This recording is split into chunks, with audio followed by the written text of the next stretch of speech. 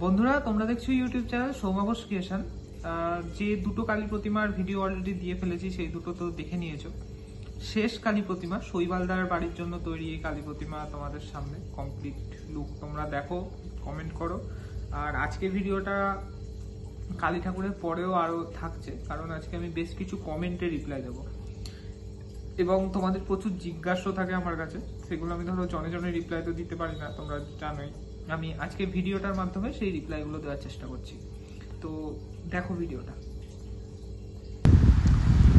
এটা 19শে অক্টোবরের ভিডিও তোমরা দেখছো, আর এটা কিন্তু ভোর 4:23, আর আমার প্রতিমা পুরো ফিনিশড হয়ে গেছিল। এই হচ্ছে শিবের ডিটেলিং। এই শৈবালদার বাড়ির মাতৃ প্রতিমা কিন্তু প্রত্যেকবার একই রকম হয়, শেয়াল, চাঁদ এবং হাতের মুন্ডু সম্পূর্ণ আলাদা।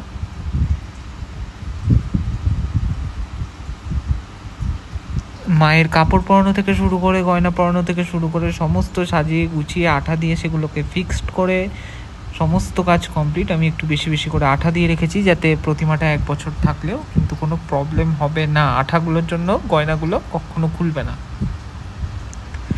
এই হচ্ছে মায়ের মুখশ্রী। তোমরা হয়তো সকালবেলায় রিলস সেকশানে দেখে নিলে, আমি রিলস সেকশানে পোস্ট করেছিলাম। আজকে শুধু আরও ডিটেলে দেখানোর জন্য তোমাদের এই ভিডিও দিলাম। আর ভিডিওটা কন্টিনিউ করো, কারণ এরপর কিন্তু আমি কমেন্ট পড়বো, বেশ অনেকগুলো কমেন্ট। তোমরা অনেকে বলো আমার নাম নিও, আমার নাম নিও। আজকে আশা করি সেটা বলেছি বা করতে পেরেছি।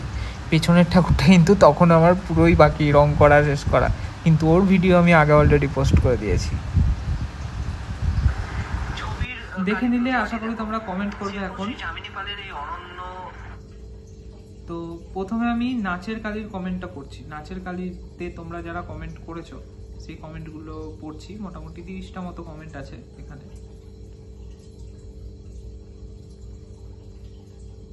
এত বড় বড় কমেন্ট আমার দেখতেও খুব ভালো লাগে অ্যাকচুয়ালি।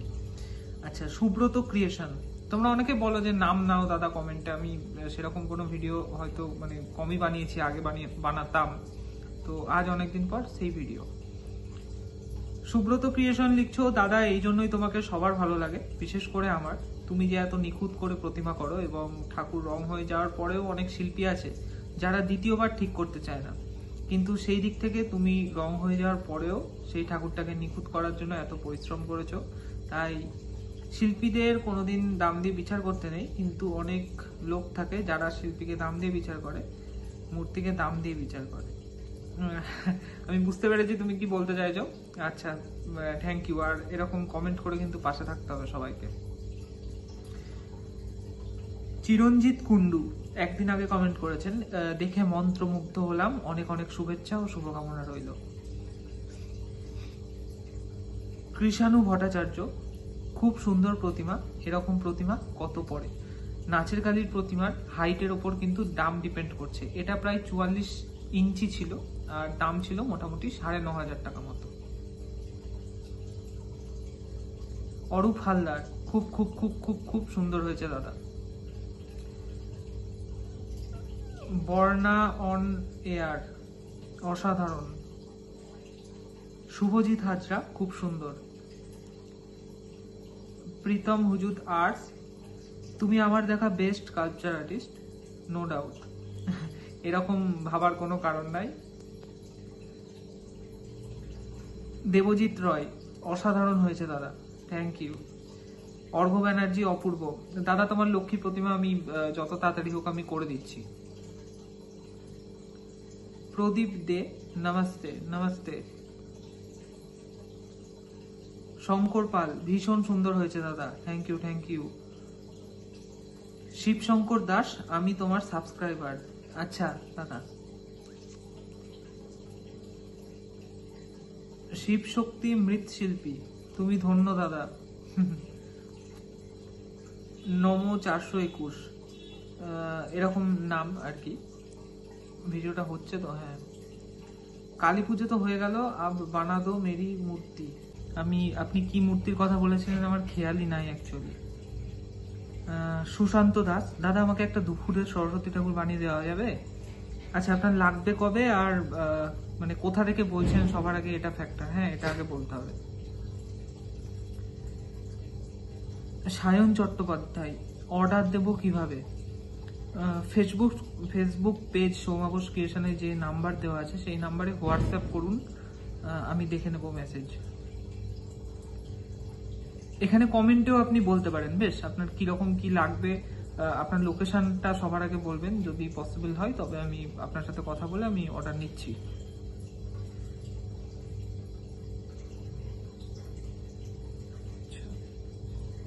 মিন্টু জিৎ, দাদা এরম সাইজ এরম সেম প্রতিমার কত প্রাইস পড়বে? এটা মোটামুটি 43-44 ইঞ্চি হাইট ছিল, চালি নিয়ে প্রাইস ছিল 9,500 টাকা মতো।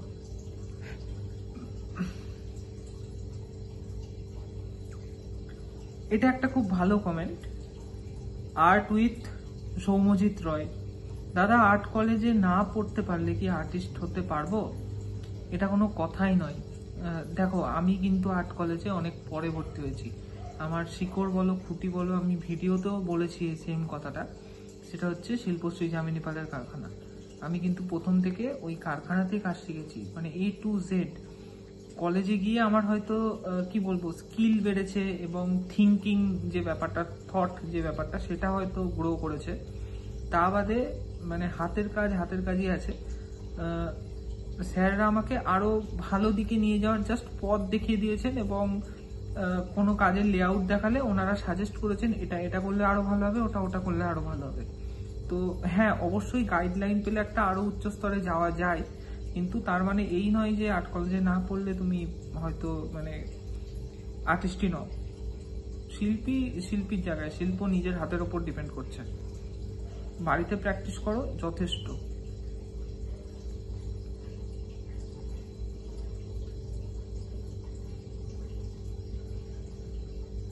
অতনু হালদার একদিন আগে কমেন্ট করেছেন, এটার প্রাইস কত? 30 ইঞ্চি হবে?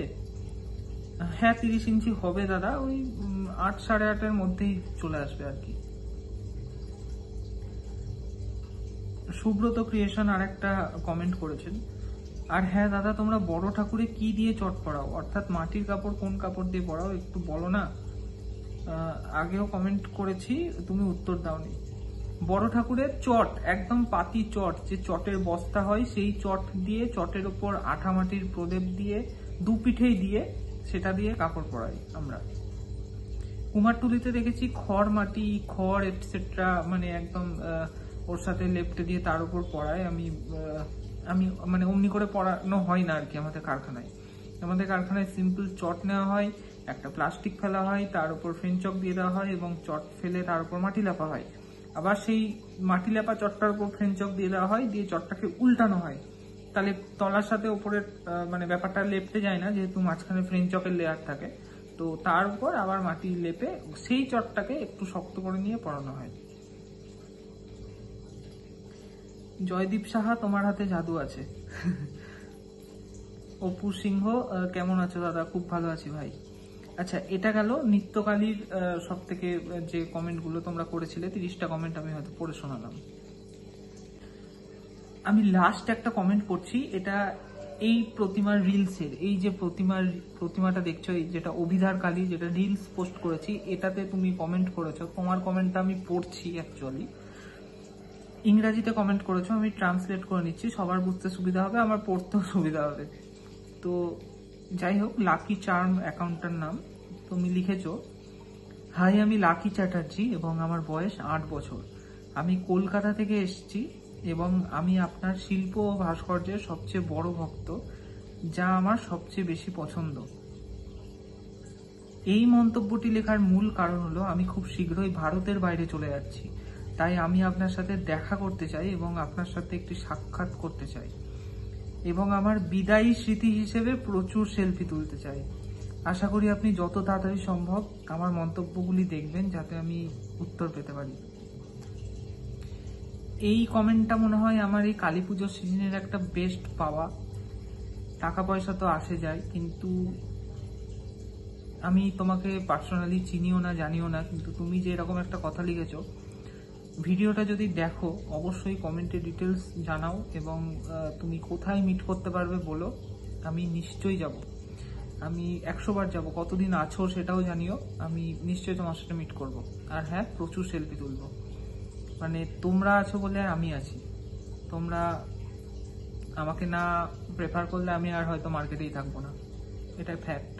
সুতরাং আমি নিশ্চয়ই যাব, তুমি জানিও তোমার ডিটেলস।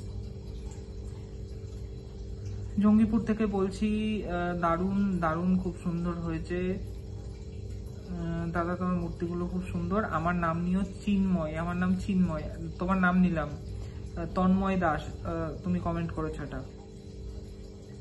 আচ্ছা, রিজু সামন্ত, সৌম্যবোধা একটু যদি চোখ আঁকা প্র্যাকটিসের ভিডিও দিতে বা বলতে খুব ভালো হতো।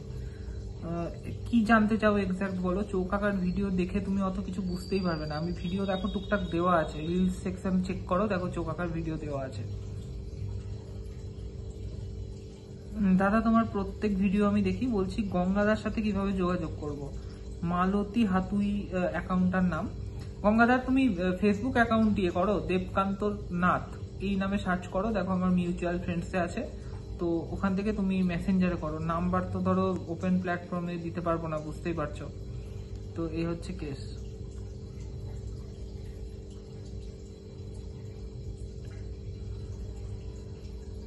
অর্ঘ্য ব্যানার্জি, দারুণ ভাই, আমাকে একটা এরকম বানিয়ে দিও। দাদা তোমার লক্ষ্মী ঠাকুরটাকে শেষ করে দিই, তারপর আবার কালী ঠাকুর বানিয়ে দিচ্ছি। আবার কাঁচের বক্সে বাঁধানো নিয়ে একটু হচ্ছে, আমি করে দিচ্ছি খুব তাড়াতাড়ি। চলো, ভিডিওটা অনেক বড় হয়ে যাচ্ছে, বেকার এত বড় ভিডিও করে লাভ নাই। তোমরা কমেন্ট করো, আমি হয়তো আবার কোনো ভিডিওতে এরকম কমেন্টের রিপ্লাইগুলো দিয়ে দেবো। তো আজকে ভিডিও এটুকুই থাক, দেখা হচ্ছে পরের ভিডিওতে, ততক্ষণের জন্য টাটা।